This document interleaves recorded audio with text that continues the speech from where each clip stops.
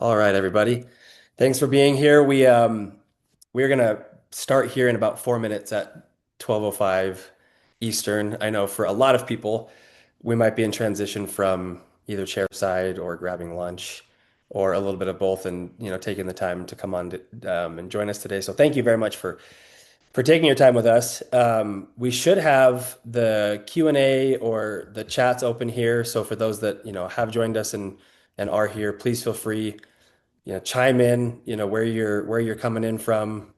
I know Sony's hailing all the way from Canada, and then she's about to go take off later today to go to some other practices. So we've got people from, I know all around the world that chime into what we do here at Overjet. So please feel free. You can jump in and say where you're coming from. And we are really excited today. There's a lot of amazing things that we talk about and we support in terms of Overjet and clinical processes. And I'm I'll pause there because I get excited to talk about Sony and what she's done at, Canadian Dental Services. And so we're excited today. It's going to be a good time. Awesome, and thanks for that great introduction there, Nathaniel. It's been great to work with you and the Overjet team as we continue to understand as an organization what are the things that we need to do better every single day to just, you know, create a better patient experience, allow our doctors to just continue to grow their clinical culture, and as an organization, what is the accountability and the responsibility that we have, not just from a patient perspective, but also from a clinical education perspective? And so, Yeah. it's always looking for those tools that allow us to work smarter, not harder. And, again, yes, I work in the Canadian landscape, have been here for, many, many years. And what we're starting to see is that transition of Canadians are now becoming consumers. And so when they go into practices, they want to be part of that conversation. They don't want to be talked at. And I think, that's across the world right now is that, people expect to be included in the conversation, especially when it has to do with their healthcare, whether it's Yeah. medical or dental. Yeah. And I think it's, Sony, thank you. I guess as we're getting here, I'll take the next 2 minutes just to do a formal introduction to you, what we'll cover in terms of our agenda and our topic today. Thank you for taking your time to prepare and be able to bring this conversation. Sonni Virdi is the Vice President of Clinical Growth at Canadian Dental Services, has been there since 2017, so coming up on 10 years, comes chairside as a provider. And things that really stand out and highlight about Sony as an individual, because I've had the chance to work with her we're going up on a year. Yeah, September will be a year, right, Sony? Yeah, and with Overjet for 2.5, I think. Yeah, so us together individually for a year and then Overjet for 2.5 is Sony has this ability to take processes and make sure that you are taking all the right lenses and approaches to applying it inside a dental practice. So even when we look at the impact that Overjet has had and working with specific providers, and like we're going to talk about today, when you do have a dental transition of a provider and you want to extend the patient trust and you want to be able to do that, Sony is extremely tactical about it, but does it in a way to make sure that it aligns with the organization and that culture going all the way through, which I know is something that as I work with so many different DSOs, those are the challenges that we're facing, which is we have great initiatives, we have leadership involved, we have all these different goals or KPIs or whatever that might be. And how do you effectively translate that from the boardroom, from the executive or the C-suite to regional leadership, to practice managers, to the providers themselves that are chairside, whether it's hygiene or if it's a doctor, to the dental assistants, to the front desk. It's this entire team that comes all the way through. And Sony is the kind of person that builds those playbooks so that they're both simple, they are scalable, but they make sense for the culture that you're a part of. So I'm excited for what she's prepared today and how we're going to talk about dentist transitions. So without further ado, Sony, I'll pass it back to you. Nathaniel, you do a better intro for me than I think I do. I kind of just like breeze through it. And one of the feedback I got is last time when you were and I did the previous session, which is kind of a build, this is a build on that, is, not giving enough credit to the clinical kind of acumen that I have. And so I appreciate that. I have been so fortunate to, like you said, have this amazing career that has kind of spanned, clinical dentistry, kind of fell into clinical dentistry. And, that's a story for a glass of wine someday.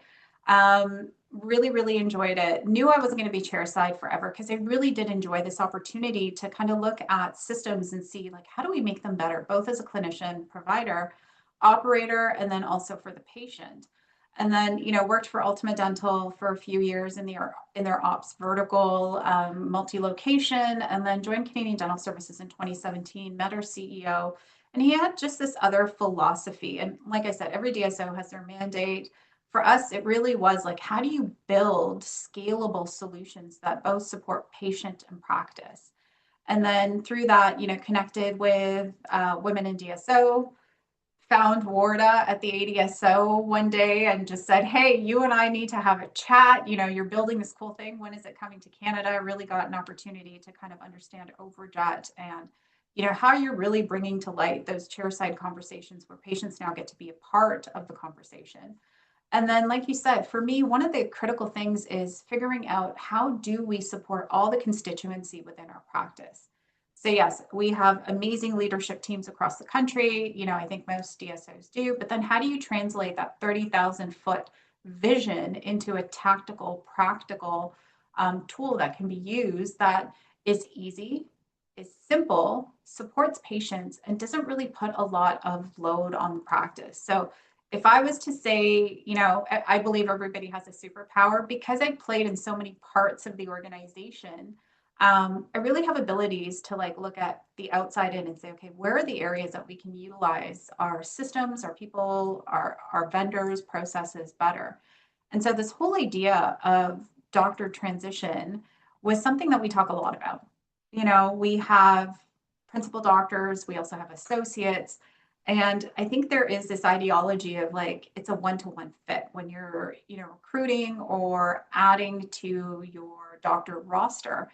And trust has become a really big thing. We hear a lot about this in healthcare, in dentistry as well, right? So just because you've had trust built with a provider for 30 years, when we bring in a new doctor, you're kind of starting from scratch all over again. And so how do you build that trust? And oftentimes what I hear from our doctors is, they always want to go back to that senior doctor and say, hey, can I get a second opinion? And so for me, Overjet kind of had this amazing opportunity as we were looking at it to really just support that trust factor. Because you don't need that senior doctor. Hey, patient, you're seeing it real time. Let me talk to you. You get to be empowered to be that decision maker. So, for me, really by the end of the session, I want to be able to talk about how important, the radiographic visualization tool is to just help that chair side communication for the patient. It builds trust. It really helps support this co-diagnostic care between the hygienist, the incoming doctor, and also the patients. Because as a hygienist myself, I will tell you, new doctors coming in, the first thing they're going to ask is the hygiene team, like, okay, is this guy legit? Like, is this girl legit? Like, what are your thoughts, right?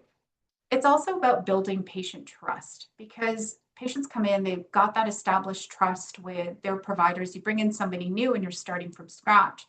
And also improving treatment planning acceptance as well. One of the things that we see, depending on the clinical culture of the doctors that come in, we find that if there is variation in clinical culture, what you're going to get is patients almost feel like there's a distrust factor to it.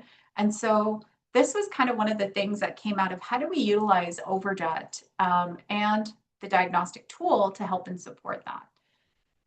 So I think, Nathaniel, you did a great job of like the agenda, transitions, dentist credibility is a big thing, challenges during dentist transitions, co-diagnostic and clinical team. We believe that dentistry is a team sport. I believe that dentistry is a team sport.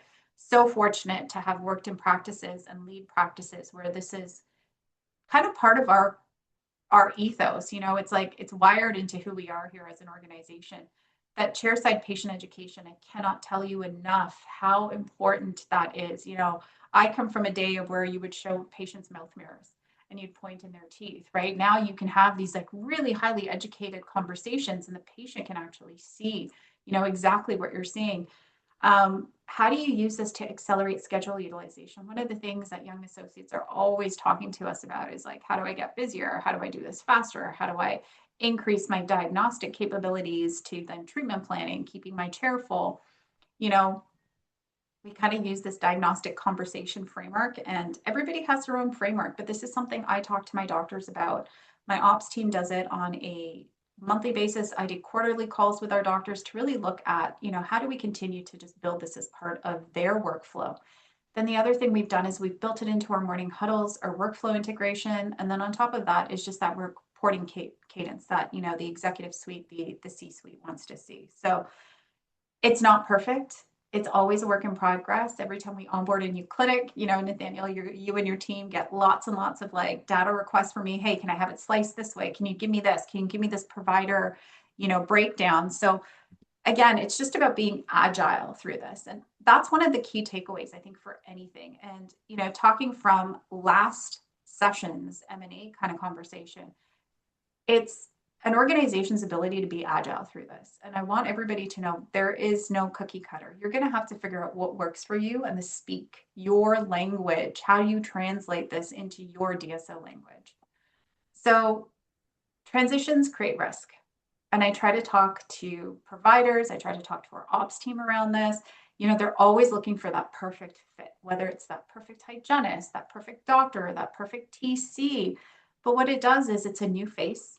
It creates uncertainty for the patient. So you've had this trust with this hygienist and this doctor for 10, 12 years, and then all of a sudden we bring in somebody new. And the first thing patient asks is, well, where's so-and-so?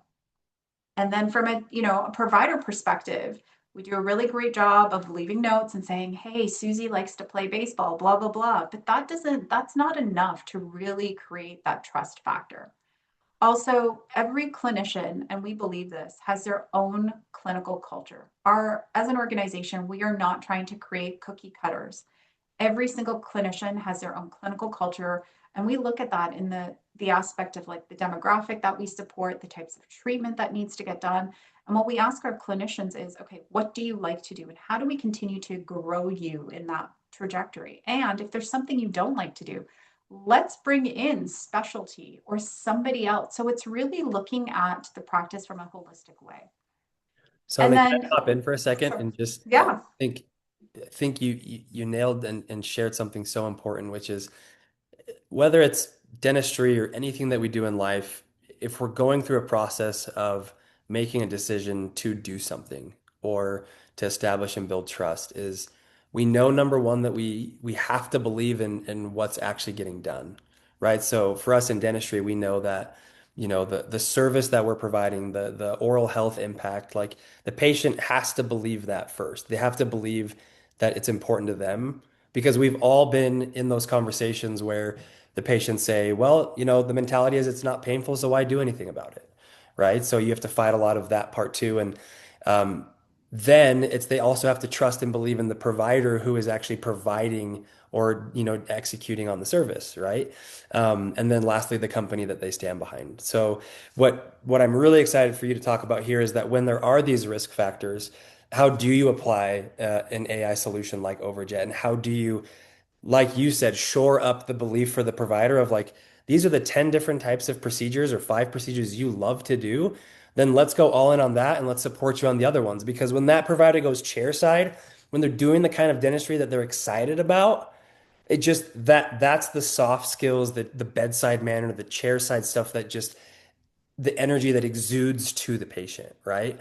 But the yeah, patient also has to absolutely. believe that the company is going to stand behind the provider and they're going to follow through and they have their best interest at heart. So Yeah, for sure. you nailed that on the head for each of those parts. And I'm excited that Well, I know and you're I going to think dive in. in dentistry, yeah, like trust, has to happen like almost immediately, right? You walk in, patient has no idea that you've had transition, and all of a sudden you're trying to build this trust and you're trying to talk to them about care. And if it's a young associate, I always get, oh, they're trying to buy a Ferrari or pay off their loans. If it's an older associate, right, it's like, hey, he's trying to get up to the next vacation. And what this does is it really allows us to build language around this, which also helps, build that trust, helps build the scripting for the doctor, hygiene team, and the administrative team. And this also yields what we're finding is better case acceptance. And I've actually talked to our doctors about this as well, and kind of their feedback around this. And so the credibility challenge is an issue, right? We live in this information age, and everybody is looking for information. So what happens is typically, and if you look at without Overjet, this is the system that I was used to when I was clinical, because we didn't have diagnostic tools like this. The DDS relies, or hygienist relies solely on the explanation and the justification. You have a filling, you have periodontal disease. Well, the patient has no idea. Um, and then the patient asks, especially through transition, but Dr. So-and-so hasn't talked to me about that. But, Susie, the hygienist, has never talked to me about that. There's inconsistent presentation styles. And so sometimes there's this mixed message of like clinical messaging.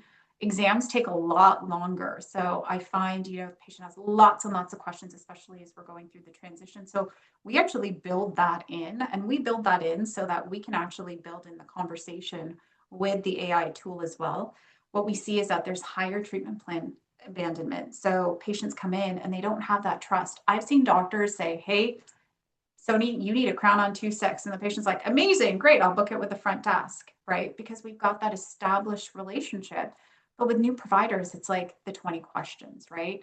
The team also is unsure how to reinforce this new clinical voice. And so we really talk to the team about learning their doctor's clinical culture as well. I even encourage all of my admin teams, TCs specifically, to go into the operatories and listen to your doctor as they are talking about treatment. Now flip over to having some sort of diagnostic tool in there, right? So AI, what you're doing is you're highlighting, these amazing opportunities where the patient can actually be a part of the conversation. So not a lot of patients are used to looking at 2D x-rays. So even when you're showing them the x-rays, they're just nodding their head going, I have no idea what he's talking about. But when I can show you definitively what decay looks like, what bone loss looks like, what measurements look like, it makes it so much easier to have the treatment conversations. And we know that patients are arriving, they have a higher dental IQ because of, their ability to access information. The other thing we're finding is by including patients in that conversation, our same day acceptance rates are starting to rise as well because they feel informed. The worst thing you can do is have a conversation with a patient. They feel like they've been talked at and they can't make a decision on the spot. And I will give you my example that happened to me recently. I drive a BMW, went to get the car serviced, and they literally talked to me about 50 different things. And I walked away and I was like, I don't even know what to do with this information. And he's like, yeah, it's going to cost you $5,000. And I'm like, I'll get back to you. It was the worst experience because I was being talked at. The other thing is it aligns the team through the workflows and it gives your dentist, your new associate, your new hygienist more credibility, right? Because now you're talking about the patient and the patient care. Sony, a question for you, and I've seen this with a lot of groups, both stateside, and in Canada, is you have this new class of providers that are coming and graduating, out of dental school, and freshly minted associates, and oftentimes there's this.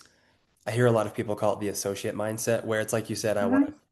I want the associate lifestyle. Like I want a crazy salary, a crazy income and, pay off the Ferrari or whatever the case. And do not Mhm. get me wrong. I know they're extremely hardworking as well. Like they're great people, but are you seeing this like a lot of other groups are where that the language speak that we talk about and like gaining the confidence that providers are coming out and there's the gap to gain of how they are chairside with patients and the soft skills and a lot of the things that dental school doesn't teach and that social media and technology and everything have had an impact on for them the last 5, 10, 15, 20 years.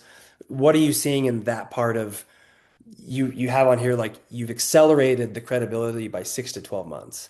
And I know Yeah. if I were an So, associate on the call right now, I'd be like, okay, what's the golden nugget? Like, how do you do that? yeah. It's a great question.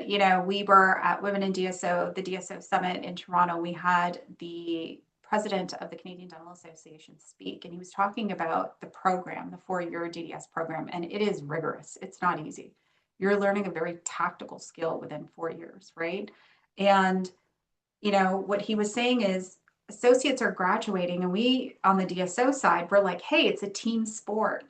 Imagine never having really worked with a TC, an admin team, a hygienist, an RDA, and then, again, a patient in private practice. And the expectations of a patient in private practice are very different than an educational institution where they're used to sitting for 4 or 5 hours. And so what we're finding is there is this kind of gap, right? From when we hire them to when we can operationalize them fully. And it's teaching that piece, right? That teamwork piece, that communication piece, because it's that chairside conversation that really matters the most to case conversion, that matters to schedule utilization, that matters to production per hour, which are all kind of key metrics that we look at for our doctors. And we actually track this with them. We actually have democratized kind of information within our organization. We're like, we want you to get better. We want your skill sets to increase. We want, what are you seeing through your demographic? How do we do that? And then how do we help you build those conversations so that chair side, you're able to convey that to the patient? Because, truthfully, Nathaniel, nobody really knows if you can do a beautiful MOD, or as a hygienist, if you cleaned off every single piece of calculus. What they know is the experience and how they felt like they were a part of that experience or they weren't. Yeah. And I think something, maybe we can save this for a little bit later because I know you've got more specific parts here too, but that the trust and experience piece all the way through. And then I can't imagine having all this specialized training and I'm assumed that I'm going to play a team sport. And then I actually get on Yeah. the field and I'm like, I've actually never played with this person before. Or I have no idea, like, this was not what I expected in terms of the kind of environment that I would be in. So you highlight really important points that we're seeing here in the States. I know that you're experiencing in Canada, and that really make this a very high level, but also tactical conversation that has to happen. Yeah. And, as we get into the presentation, there is some like tactical things that you guys can take away at the end of this. But I love this slide. It's, you ask 75 dentists to aggregate just input of what they're seeing, and you're going to get 75 different treatment plans. And that's not a bad thing. The goal is not to turn everybody into a cookie cutter, but the goal is the opportunity of how do we now disseminate this information to the patient who also needs to experience this and also still needs to say yes and needs to be a part of that process. So for us, our clinical culture, we talk a lot to our doctors about that. It is, again, I'm going to say, not to turn everybody into this cookie cutter ideology, but we do a lot of demographic work. What are we seeing through our demographic? What are some of the, types of procedures that we're outsourcing that we can bring in? And then how do we build education around that? How do we use AI to support case, first of all, case communication, and then also conversion around that? And this is where AI plays an amazing tool because the patient is actually a part of the conversation. So, quickly on clinical culture, we talked a little bit about this at the last session. So your clinical culture, it's unique to you. It's unique to your experience, right? Your diagnosis, treatment planning, risk assessment, patient communication. Again, when a new provider joins a practice, though, patients are used to Dr. A's clinical culture. And some people are, they're more preventative. They're like, let's catch it right now. Some people are like, hey, I want to watch that a little bit. And so what we hear often is, why wasn't that mentioned before? My previous dentist never told me that. Has something changed? And patients are comparing providers. So if we don't have a way to mitigate this, what we end up with is confusion. We end up with patients losing trust in us. And then, ultimately what ends up happening is they leave the practice. Or I get a lot of, hey, can I get a second opinion from the first doctor, which eats up chair time. Typically most of the doctors end up confirming that same treatment plan anyways. So it just adds extra work to the practice as well. So, really understanding clinical culture and how it impacts all of this. And then how do we continue to build systems around this? So 3 things emerge, and we've kind of talked about this, right? Patient uncertainty. Why now? Why do I have a cavity when I've been coming here for 30 years and Dr. So-and-so never told me? The second thing is differences in diagnostic styles, right? So I have a lot of doctors who are like, hey, I want 2 bite wings. I have a lot of doctors who are like, hey, I want 4 bite wings. I want to be able to see, all the way to the distal of the 7, if there's 8s, as far back as they can. That's new. And so when patients kind of come in, they're like, oh, well, that's never really happened before. And then the third thing is, we're putting these new associates in and there's no trust that's been built. And then we're saying, okay, Mr. So and so, you've got a cavity on this tooth. Let's get that fixed for you. And what we're finding is without that transfer of trust, we create this uncertainty for the patient. And again, that also impacts our case conversion as well. So, what I like about visual diagnostics when the patient is right chairside with you is it gives them an option to form an opinion based in evidence. So you're removing that biggest barrier of trust. You're saying to them, hey, these are your teeth. This is what we're seeing. And what I love is we can actually show progression over time. So if the patient was in last year and we took, a PA or a bite wing, and then we took it this year, we can actually show that progression as well, which, what we're finding is patients love that. They love when they get to be a part of the conversation and they feel informed. They're making informed decisions. Informed patients will show up, they will show up consistently, and they will also start coming back in for more preventative care. The other thing is communication styles differ. So we talked about this doctor, right? Hey, Sonni, you need a crown on 2.6. Great. Yeah, I trust you. Right. But as new doctors come in, what ends up happening is they're spending more time building that credibility. So without some sort of educational tool for the patient, what ends up happening is, they don't have the ability to leverage personal relationships. They don't have that consistency of messaging and they don't really have credibility. So how do you help them and support that? I don't know this provider yet. I don't really trust them. And it's crazy, but familiarity is what drives trust. I've been there. I've seen him, right? I've seen his work. I know what his work is like. But when you can actually bring the patient into that diagnostic conversation, it's less of the familiarity that you're working on. You're basically educating them in real time about what's happening in their mouth. The other thing I'm finding is, my kids' generation, for instance, if it's not digital, they have no idea. They have no idea how to deal with analog at all. So some of our practices, especially in urban centers, when we have people who have like really, really digital workflows, this is becoming an expectation of how they are looking at trust with providers as well.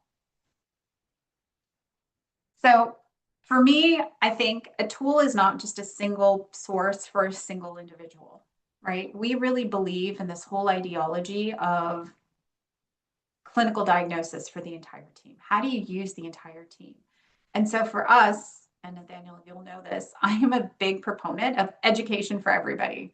One of the things we do is we drive education to every single individual that touches that patient experience. And the reason for that is everybody needs to be able to either speak to it or utilize it. And that's how we get buy-in, right? From a patient experience, they love it when they can see the entire team kind of working through this. Sonni, I just a quick question for you here. Sorry. Is you guys are so transparent about data and performance and those KPIs and the key metrics that, from a clinical perspective, influence and express what's happening. I know for some DSOs, there's hesitancy or a challenge around how much data do we actually allow the providers to see? Because then is there a comparison culture, and then is it healthy or toxic? Can you talk out a little bit about when you're wanting to get everyone on the same team and education and data is extremely important to you? I have known that over the last year from us working together. What would you tell another DSO executive, another clinical executive about your experience and how, some potential perspectives to think about? Yeah, I've worked in both. My time previously to CDS, it was like this like well-guarded secret.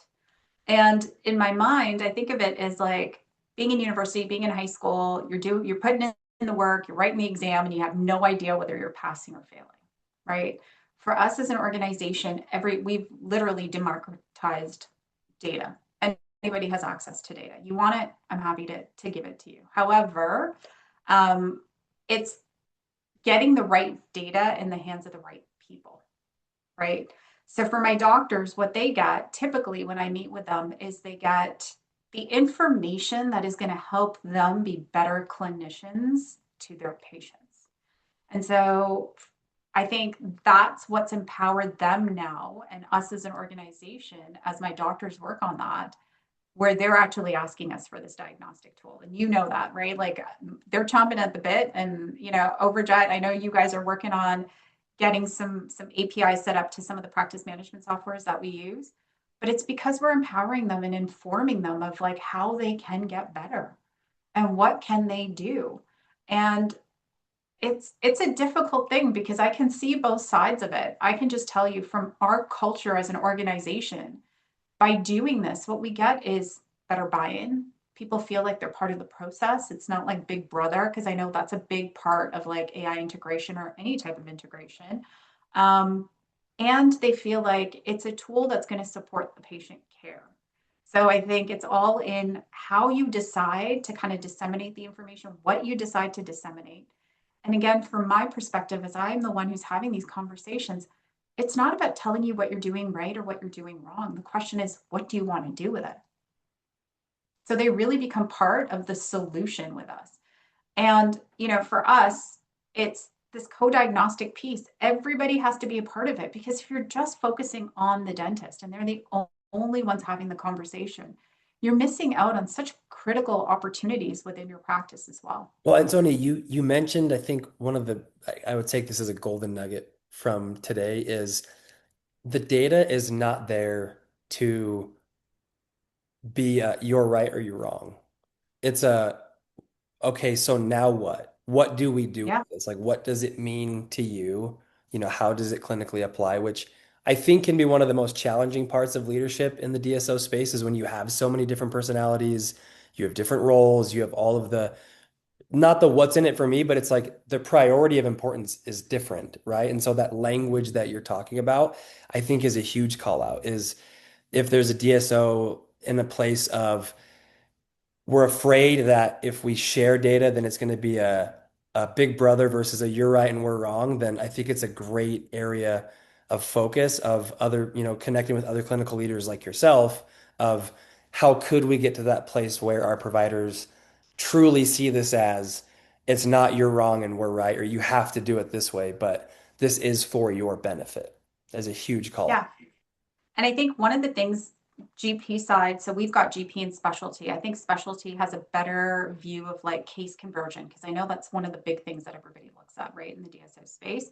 On the GP side, I find it's like this convoluted conversation we have around case conversion. So it's very simple to me.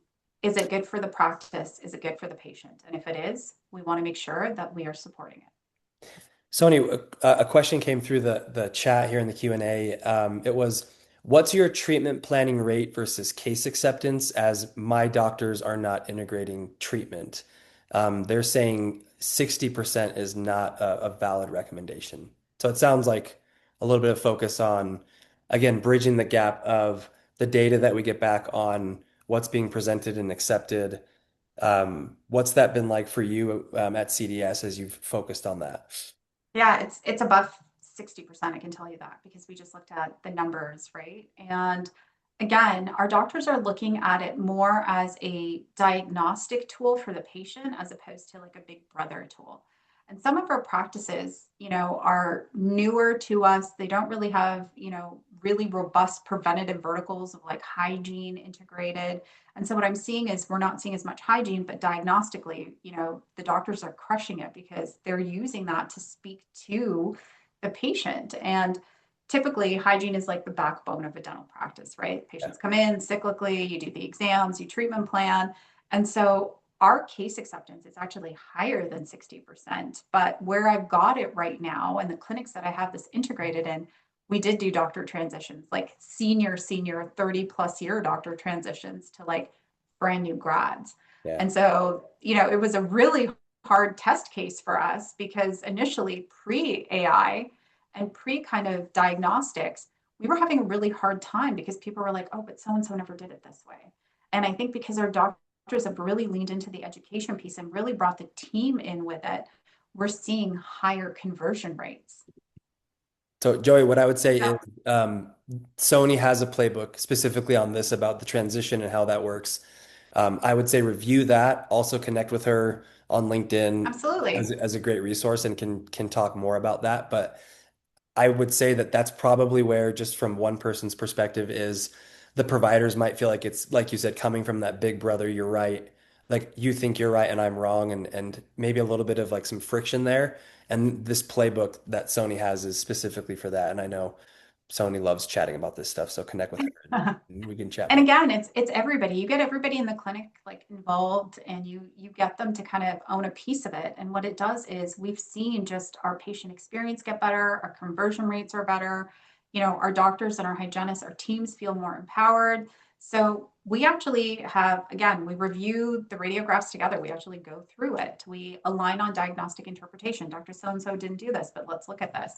And then it's just creating that consistent messaging. So I'm a really big believer in priming. We're all on it. We all have Instagram. I've got this Instagram cart right now that's open with this bag that I've been looking at for like the last 6 months. It keeps showing up in my feed, right? And so this is what you're doing. You're just constantly educating that patient at every touch point. What it also does is it turns your team into an actual team, right? Everybody is working on that patient interaction. So it's played a huge kind of role in bringing that whole ideology of like dentistry as a team sport together for us. Morning huddles are really key for us. And do we have them like down packed? Some places, yes, some places, no, because we're still working on it. We've got everything from 3-chair practices to 21-chair mega practices as well. So every hygienist has a role. The doctors have a role. Our admin TCs have a role. And then we actually come together and we use this in our huddle. And again, it's about how do we make the day run better? What needs to get done? What patients still have outstanding treatment that we can get in? I'm a big believer, your schedule doesn't matter how full it is, there's always room for more. And so my teams hear me say this from a P&L perspective, your money should be making you money. And this is the easiest way to create organic growth within your practice is by really looking at what's coming into your schedule and what you can do with it. And so here's things that we have. Our teams actually go through this every single day, and this is all overseen by our practice managers and our operations team as well. Oh, you know what? I realized I didn't insert the new patient dashboard, and that is, I apologize for that, guys. I know I had James pull it for me, but I'm happy to share it with anybody who wants it. Chairside education. It used to be this show, don't just tell. So it was show, tell, do is like, if you've ever taken an adult learning course, there's a whole theory around that. But for us, it's really about showing the patient, right? Again, not just talking hypothetical. You have a cavity on the upper right-hand side. We can actually pull up the image, show the patient in real time, and also highlight it to them because guys, patients don't know what 2D images of teeth are supposed to look like. And we talk to them as if they've spent 4 years in university learning this. And, we really do talk at them. And all a patient can do is say yes, right? So we explain, we actually spend a lot of time on, just the visualization of decay, bone loss and perio. As a hygienist and, having had the ops team for such a long time, I'm a stickler for this because again, prevention is key. We know that, North Americans want to keep their natural dentition longer. You cannot continue to do really high-end restorative work if you don't have a preventative program in place. And then the other thing we look at is replacement restorations. We have so many patients who come in, and I'm a primary example, and my teams hate me. I need to get an inlay done on 4-6. That tooth has had like 5 different restorations from the time I was 6 years old. I'm like, we'll just watch it. We'll just watch it. Finally, you know what? The doctor sat me down. He's like, okay, we don't do something with this, it's going to crack. You're going to need an implant, and then you're going to need an implant crown. So he's like, what's the plan? And so, I'm going in for an inlay next week. So it's really about bringing kind of that education and also that visualization to the patient. So the patient now actually for the first time understands their condition rather than just like, arbitrarily nodding and pretending. And then the doctor leaves and they go up to the front desk and they're like, I have no idea what he just told me or she just told me. Can you explain that? This way they actually become part of that informed decision making. We script everything. We role play everything because, when you're learning something new, the hardest thing to do is just start, right? How do you start? How do you integrate it into your language, your day-to-day language, right?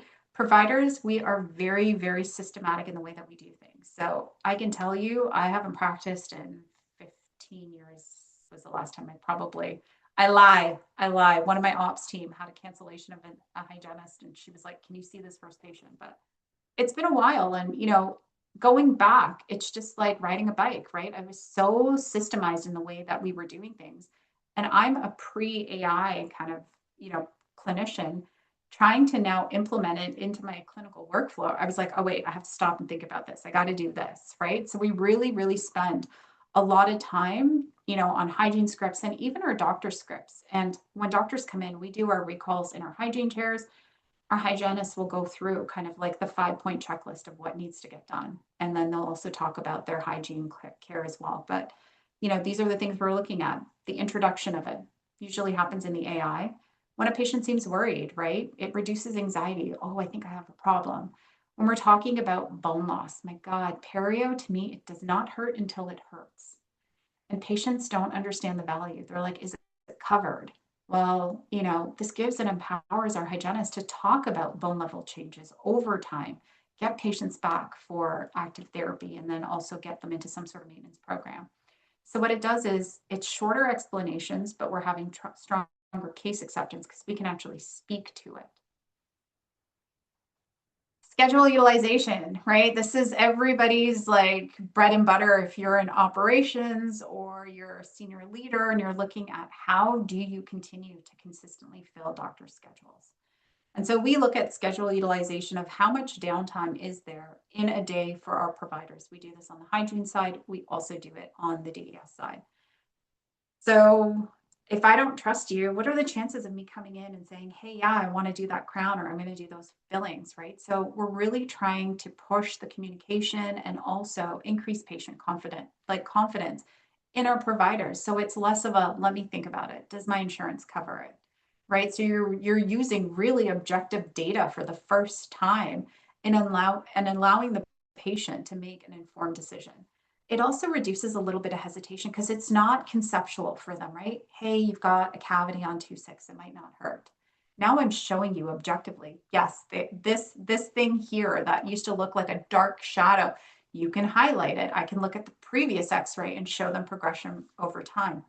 It also is improving our case acceptance rates because again, patients are part of it. And what we're seeing is, typically during transition, about 15 to 25% is what we're seeing as like a drop off. But once we bring in kind of this co-diagnostic care, we allow the team to kind of work with, Overjet, the x-rays, the education, we're seeing that we can close that gap within 30 to 60 days, which is huge.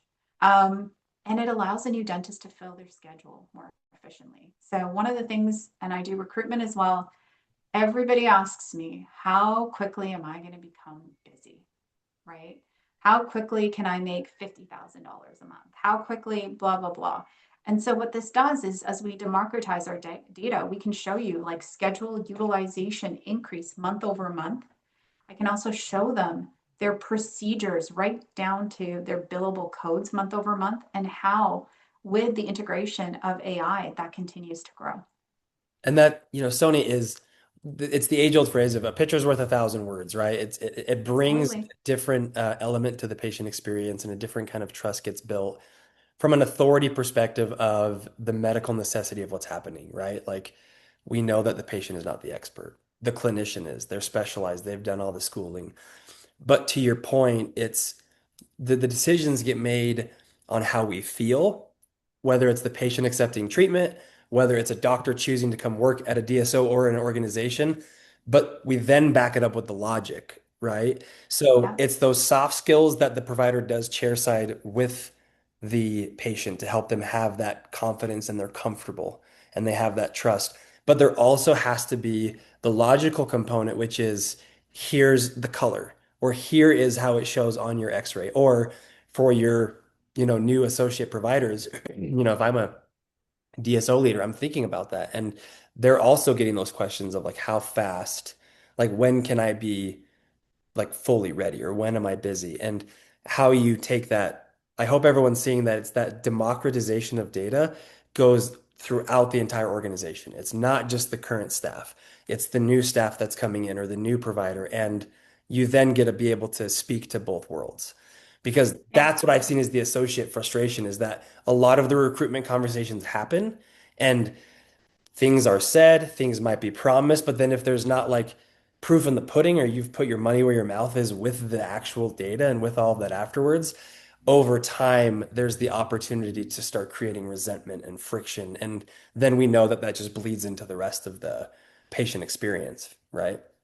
totally. And I think, Nathaniel, why do people choose to work for DSOs versus a single practice, right? This is the expectation. Like Yep. digital dentistry are now, it's table stakes for people who are graduating. They expect it to be part of their process.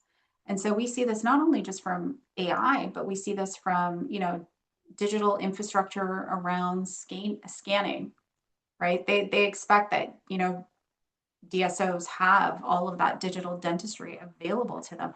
It allows them to provide better experiences, it's faster experiences, the patients expect it, and they're having better conversations, which then again builds trust, leads to case conversion, right? So I know it sounds simple and it's not, because I can appreciate for the operators on that call, depending on the size of your organization and also even the size of a practice that you're working on, integration of new processes and new systems, it takes time, it takes repetition. And the one thing that I recommend is get in there with your teams, like see how they're using the system, see how they're using it, get their feedback. How do you make it better? This should be kind of something that you guys build together with your teams. Enterprise analytics. So what do our leadership teams look at? So like I said, we do a DDS Connect on a monthly basis with the ops team. I do a quarterly review with all of our doctors as well. And then we look at opportunities for scaling and route planning, true surface restoration needs, schedule block optimization, so it really plays in every single part of the practice. It's not just chairside. It's giving us such valuable data that we're using to make sure that we're treating, cases on time, especially when it comes to hygiene. We aren't missing out on prevention. When it comes to restorative needs, it's allowing the patient to now see progression and also have those conversations. It's helping with pre-authorization of cases. So especially if we're sending things for crowns, scaling and root planing, we can show that progression over time.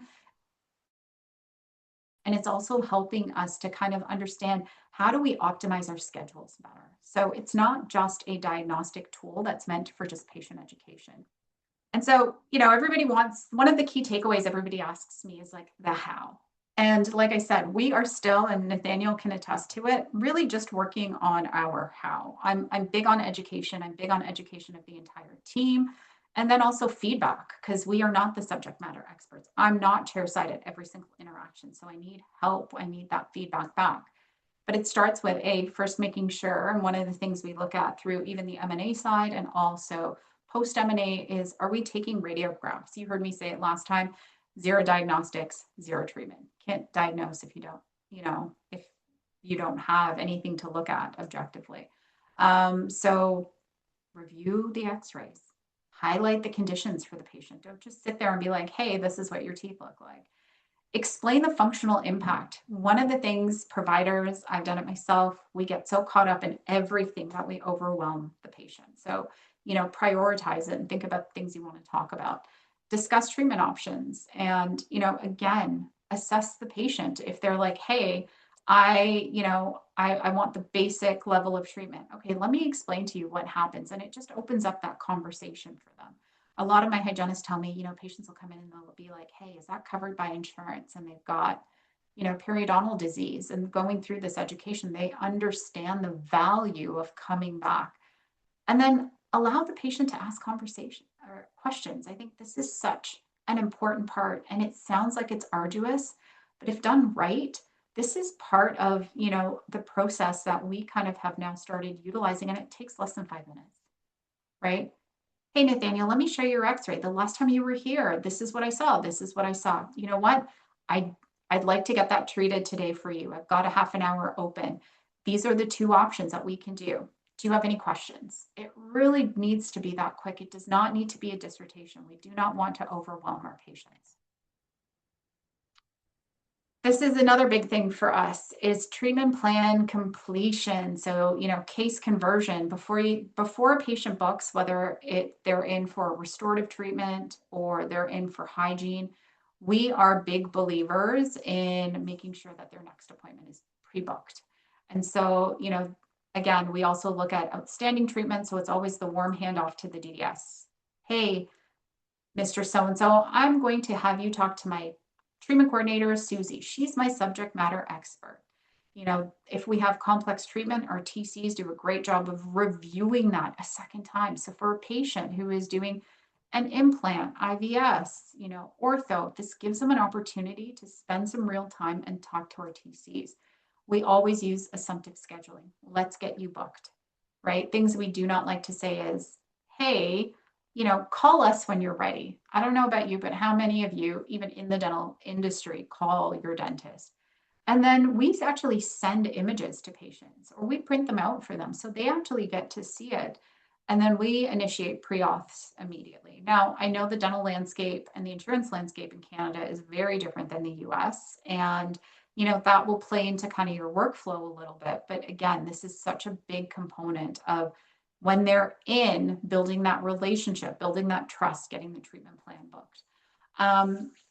The next piece that Nathaniel and I are talking about integrating into our organization is voice charting. So that's a big key component to us. And the next slide, I don't really have much. I just have voice AI.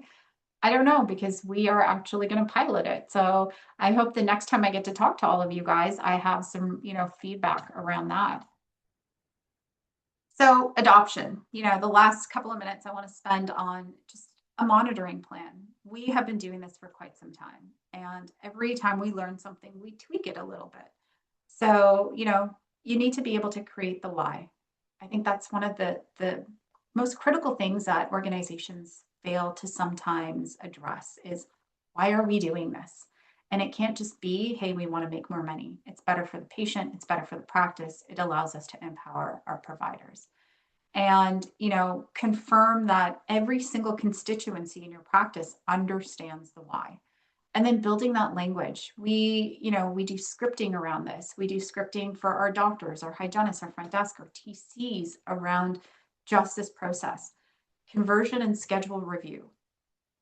I'm a big believer that your schedule makes you money. Organic growth happens when you have an opportunity to look at, hey, we pre-auth this last time, patient came in, talk to them about the crown on 2.6, show them the x-ray.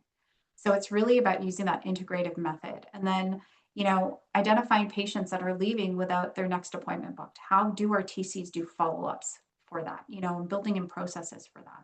Sony, can And I then ask optimize. just a quick question here as you're going through this is Sure.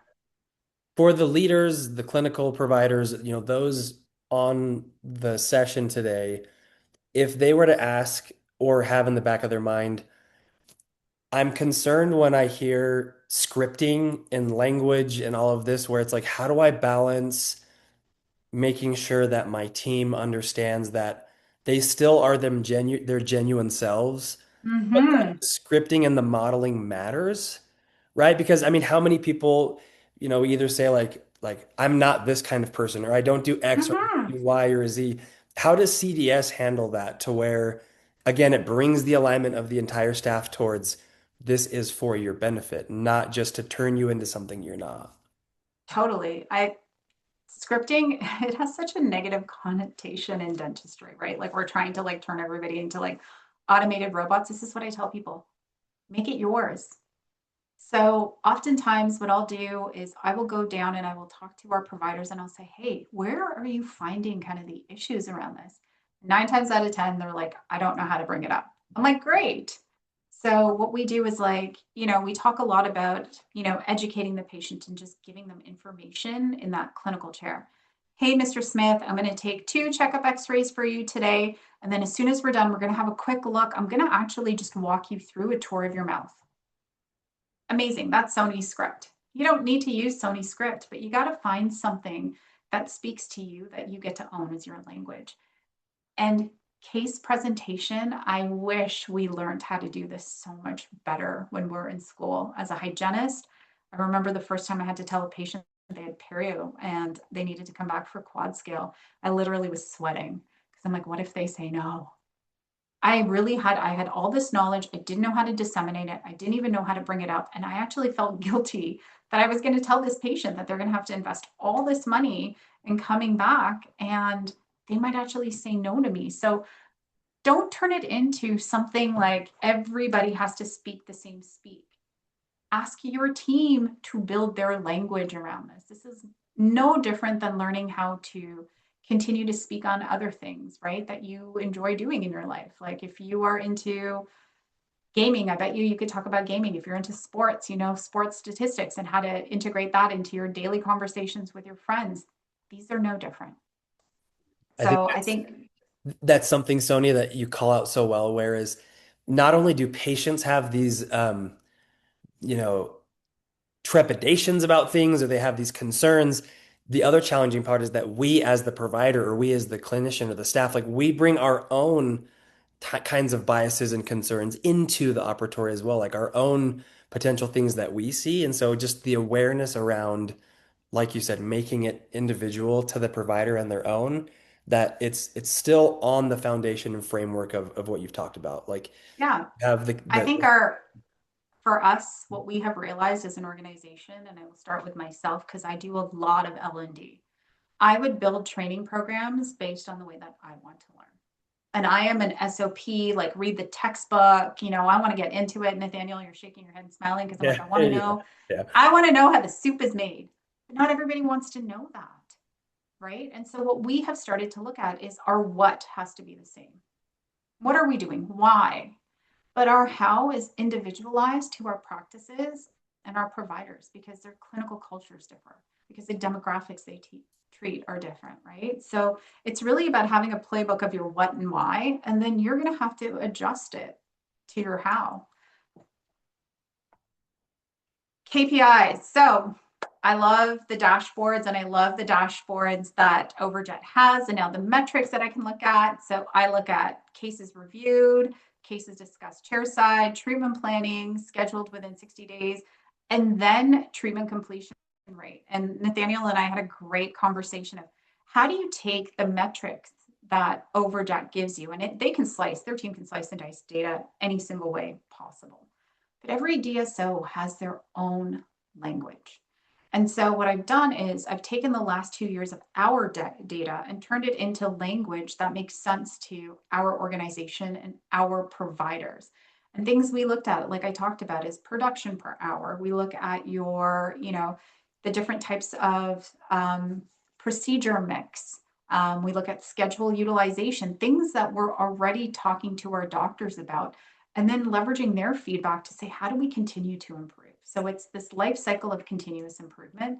But again, you really need to create that language around it because what we're all trying to do is really support kind of clinical change management, behavior management, right? And also meet the demands of our patients as well. So things I look at and I review with my doctors as well is, you know, total recommendations, treatment plan recommendations, and our accepted recommendations as well. And this is just some screenshots of, you know, stuff that we look at. Our provider performance matrix. I look at our engagement, right, from each provider, our hygienists, our doctors, even our front desk team. Everybody has access to Overjet and uses it some way. And engagement to us is a really big deal. And we've been running Overjet since 2023, and our engagement actually has gotten better over time because as the doctors start really kind of using it to support that chairside conversation, they're like, wow, there's value. The hygienists are using it, our front desk is using it. We've even built in workflows into our practice management software where part of the huddle is the PM will go through and say, hey, don't forget to talk about Mr. Smith's crown on 2/6.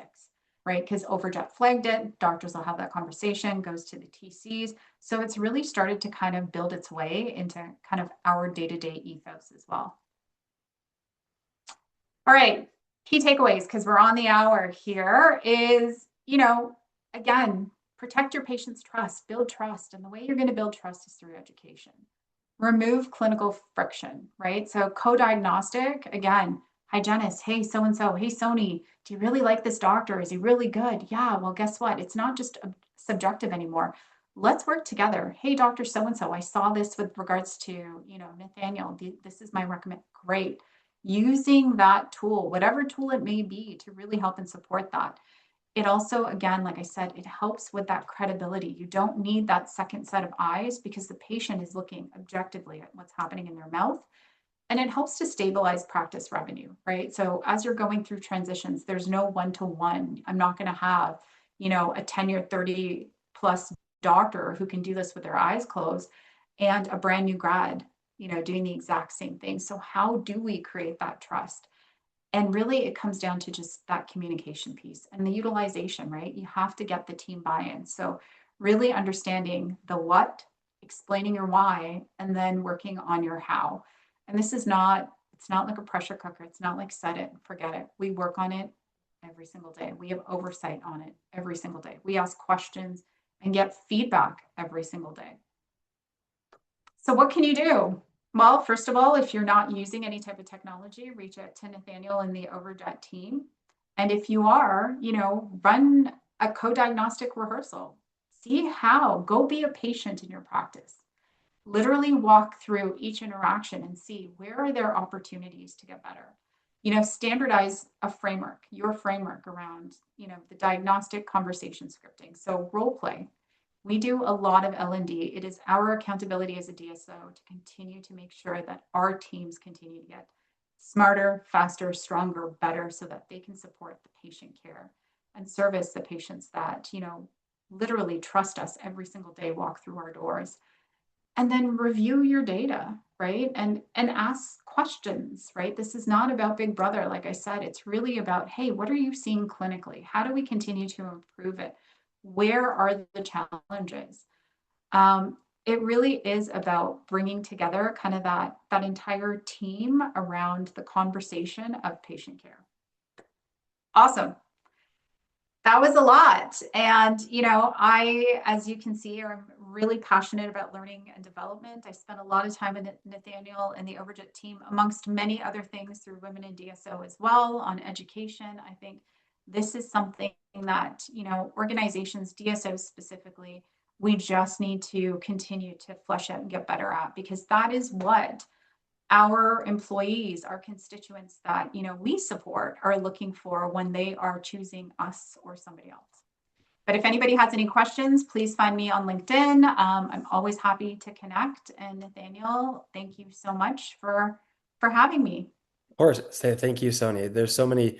I'm the same way. You and I chop shop on data and strategy and slicing and dicing for a long time, and it's so helpful to share the successes that have worked for you. Also, calling out the moments where it's like I've had times in my career where it has not been this way, and here's what I've Oh, learned. totally. Because that's what life Yeah, is, you know? this sounds great. And there are practices right now where doctors have asked us for it, as opposed to me saying, hey, let me give you this tool. And there is nothing better than when a team is like, I know, Sony, you're running a pilot somewhere. How do I get on board? And the first thing I ask everybody is get your team on board. I'm ready when you are. Absolutely. Well, thank you for taking your time, Sony. Everybody, thank you as well for coming on today. Do connect with Sony on LinkedIn. I know we have, if there's questions on, the KPI step process and what we're doing, Sony is a fantastic resource. And here's to creating and speaking the language with our clinicians and turning it into yours. Thanks, everybody, for coming. Awesome. Yeah, thanks everyone.